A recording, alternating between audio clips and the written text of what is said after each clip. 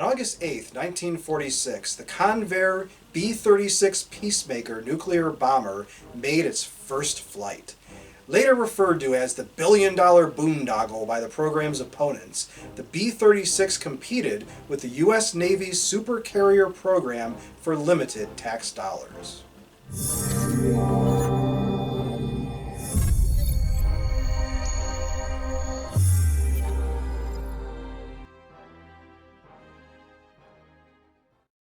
The first bomber in the world able to carry a nuclear payload right from the start, the massive bomber also had the widest wingspan, 230 feet, of any bomber in history, and the most, 10, engines of any mass-produced airplane.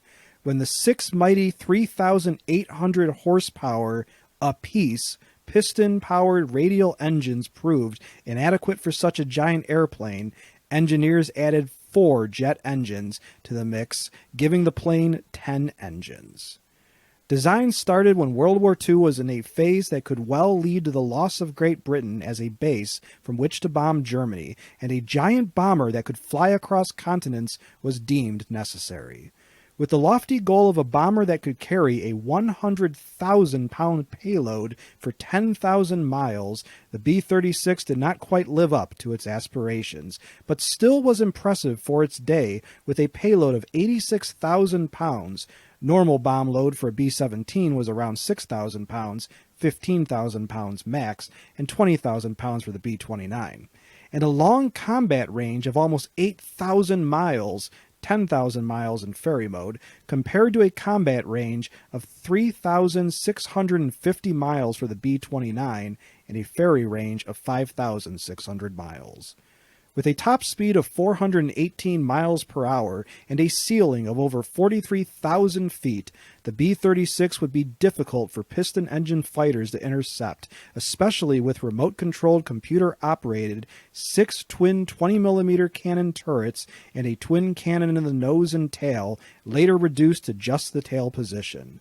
Unfortunately, by the time the bomber went into service in 1949, it was already obsolete, as Soviet MiG-15 jet fighters would be able to intercept them even at top speed and highest altitude.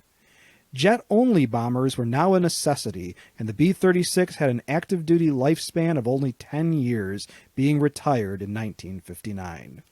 Costing an enormous, for that time, $4.1 million apiece, the B-36 had a crew of 15 compared to 10 for a B-17 or B-29. The wing was over 7 feet thick and the tires, over 9 feet tall and 3 feet wide, were the biggest ever put on an airplane at the time.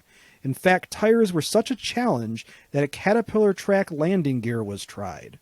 The only plane in the world at the time capable of carrying a 42,000-pound hydrogen bomb, thermonuclear or fusion type, the massive prop jet hybrid, was the only U.S. plane able to carry the T-12 Cloudmaker conventional earthquake-type bomb, weighing a massive 43,600 pounds.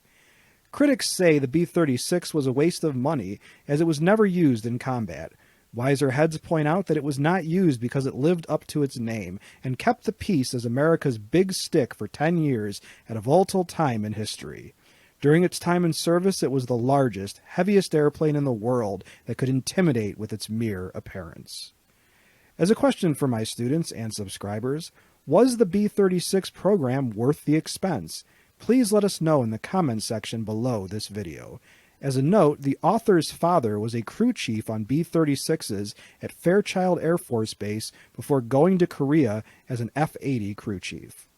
If you like this video and would like to receive notification of new videos, please feel welcome to subscribe to History and Headlines and become one of our patrons. Your viewership is much appreciated.